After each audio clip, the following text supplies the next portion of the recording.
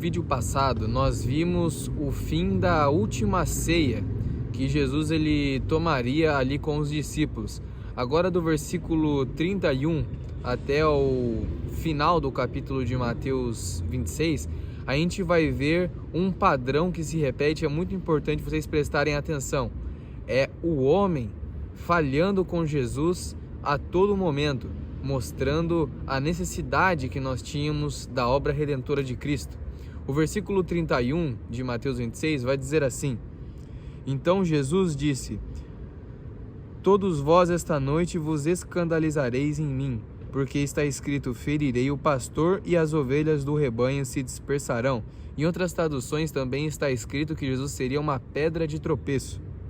Mas depois que ressuscitar, irei adiante de vós para a Galiléia. Engraçado que Jesus ele avisa o que vai acontecer com ele, mas mesmo assim, quando Jesus ressuscita, ninguém estava esperando por ele. Aí o versículo 33 vai dizer assim: Mas Pedro respondendo, disse-lhe, embora todos se escandalizem em ti, eu todavia jamais me escandalizarei. Disse-lhe Jesus: Em verdade te digo que nesta mesma noite, antes que o galo cante, 3 vezes me negarás.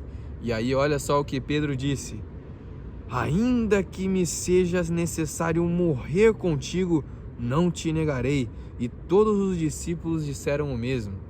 Olha só, Pedro, ele achava que ele era bom o suficiente, não apenas para não negar a Cristo, mas até para salvá-lo de sua morte e assim cumprindo o plano de Deus, como já havia sido premeditado que Jesus ele deveria morrer, e é o que ele estava ensinando aos discípulos. Então chegou Jesus com eles a um lugar que se chama Getsemane, e disse a seus discípulos: Assentai-vos aqui enquanto vou ali orar. E levando consigo Pedro e os 2 filhos de Zebedeu, isso é Tiago e João, começou a entristecer-se e a angustiar-se muito. Então Jesus lhe disse: A minha alma está cheia de tristeza até a morte. Ficai aqui e vigiai comigo. E indo um pouco mais adiante, prostrou-se sobre o seu rosto, orando e dizendo: Meu Pai, se for possível, passa de mim este cálice.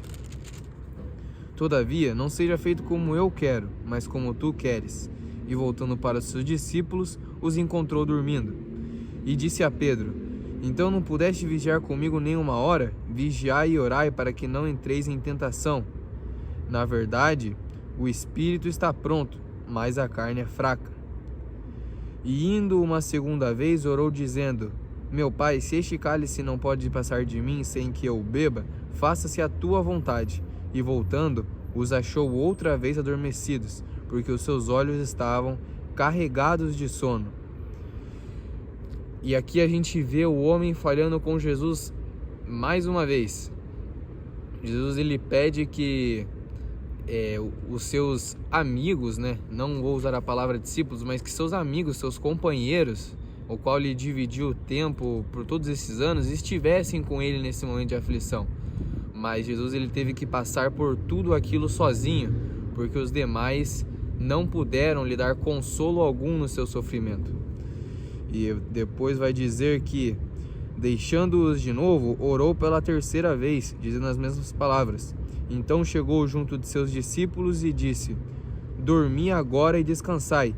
Eis que é chegada a hora, e o Filho do Homem será entregue nas mãos dos pecadores.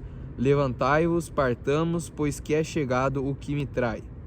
É interessante como Jesus, eu já ressaltei isso em outros vídeos, mas como Jesus ele tem o controle da situação em todos os momentos.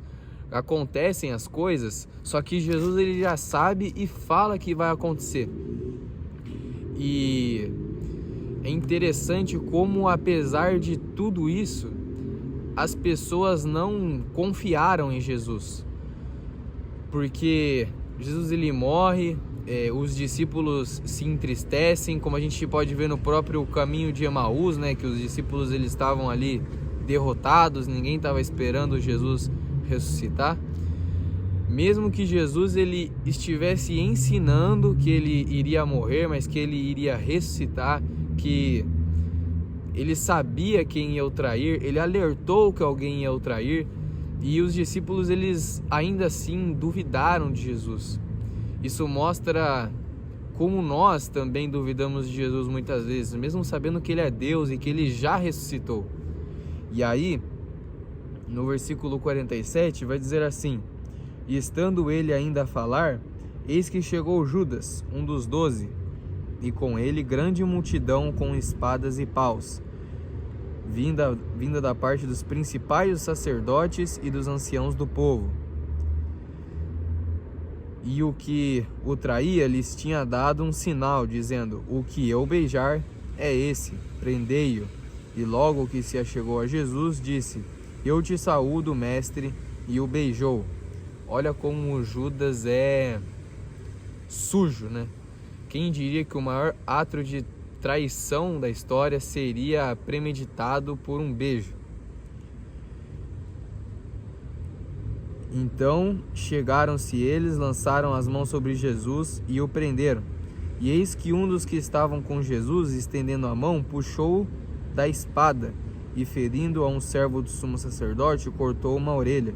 Então Jesus lhe disse: mete no seu lugar a tua espada, porque todos os que lançaram mão da espada, a espada perecerão.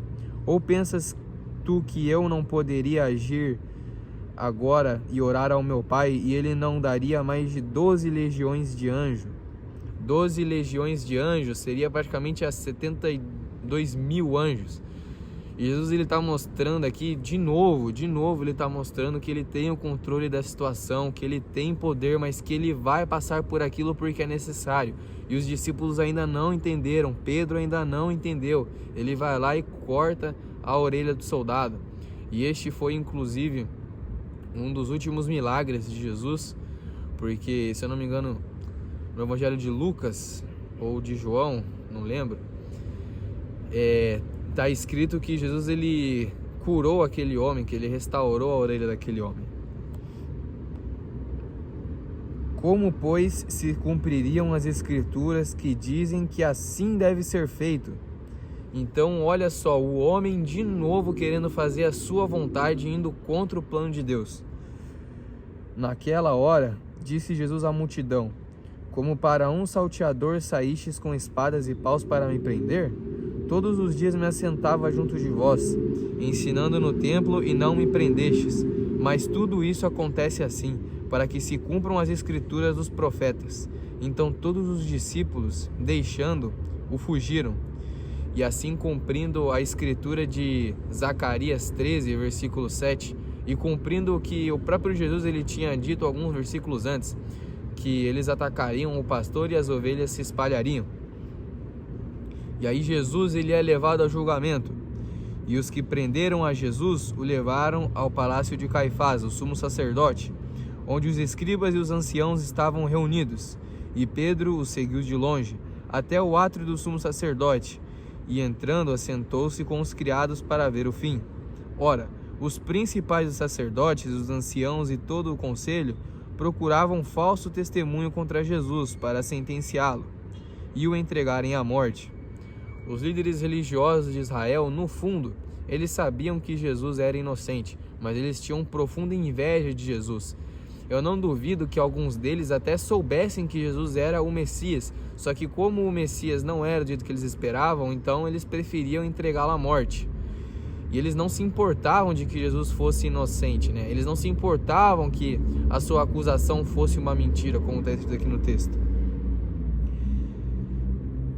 E aí vai dizer assim: e não o achavam, apesar de muitas testemunhas falsas se apresentarem. Mas por fim vieram duas, que disseram a este homem: eu posso derribar o templo de Deus e em 3 dias reedificá-lo. E levantando-se o sumo sacerdote, disse-lhe: não respondes coisa alguma aos que estes depõem contra ti? E Jesus, porém, guardava silêncio. E insistindo o sumo sacerdote, disse-lhe: conjuro-te pelo Deus vivo que nos diga se tu és o Cristo, o Filho de Deus. Jesus lhes disse: tu o disseste. Digo-vos, porém, que a partir de agora vereis o Filho do Homem assentado à mão direita do Todo-Poderoso e sobre as nuvens do céu. Isso escandalizou profundamente a liderança religiosa de Israel, porque o Filho do Homem é uma figura de julgamento. Então Jesus, além de reconhecer que ele era o Messias prometido por Deus a Israel, ele estava dizendo que agora eles estavam o julgando injustamente, mas que depois ele viria a ser juiz deles, porque o Filho do Homem é uma figura de julgamento. E olha só que engraçado, eles usam a palavra de Deus para condenar Deus à morte, mostrando que as pessoas elas podem de má vontade deturpar as escrituras para os fins que lhes convém. Então o sumo sacerdote rasgou as suas vestes, dizendo: ele blasfemou. Que mais necessidade temos de testemunhas? Eis que bem ouvistes agora a sua blasfêmia. Que vos parece? E eles respondendo disse: é culpado de morte. Então cuspiram em seu rosto e lhe davam murros, e outros o golpeavam com a palma de suas mãos, dizendo: profetiza-nos, Cristo. Quem é que te bateu? Ora, Pedro estava sentado fora no pátio, e se achegou a ele uma criada, dizendo: tu também estavas com Jesus, o Galileu. Mas ele o negou diante de todos, dizendo: não sei o que dizes. Primeira negação. E saindo ele à porta, outra criada ouviu o que disse aos que estavam ali: este também estava com Jesus, o Nazareno. E ele negou outra vez com juramento: não conheço tal homem. Talvez o juramento que Pedro estivesse fazendo seja até em nome de Deus, né, como era de costume naquela época. Segunda negação. E logo depois aproximaram-se os que estavam por ali e disseram a Pedro: verdadeiramente também tu és um deles, porque até tua maneira de falar te denuncia, pois ele era da Galiléia.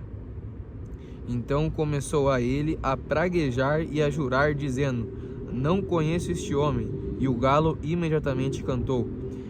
E se lembrando Pedro das palavras de Jesus que lhe dissera: antes que o galo cante 3 vezes me negarás, e saindo dali chorou amargamente. Jesus ele é entregue nas mãos dos líderes religiosos, e todos aqueles que diziam seguir a Jesus, que estariam com ele até a morte e que não o negariam, todos eles falharam. A gente viu Jesus sendo estapeado, a gente viu Jesus sendo cuspido, a gente viu Jesus sendo preso. E onde é que estavam as pessoas naquele momento?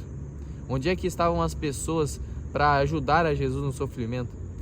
Até num período de profunda aflição que ele teve no Getsemane, os seus amigos não foram nem capazes de estar ali com ele para lhe dar apoio. Eles dormiram. O que mostra a necessidade que o homem tinha da obra redentora de Cristo, porque o homem, tentando fazer as coisas através da sua força, através do que ele acha que deve fazer, do que é certo, ele errou. E é isso que é a lei também.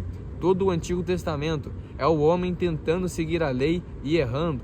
Mas então vem Jesus, que é perfeito, e ele se entregará para que Pedro, que o negou, tenha vida eterna, para que os outros que fugiram também tenham vida eterna. E do mesmo jeito que Pedro falhou com Jesus, nós também falhamos com Jesus. Eu falhei com Jesus, você falhou com Jesus, mas Jesus não falhou. E é isso que importa. A partir de agora, nós vamos ver a crucificação de Jesus. E é por meio dela que pecadores como eu e como você podemos nos reconciliar com Deus e ter a vida eterna.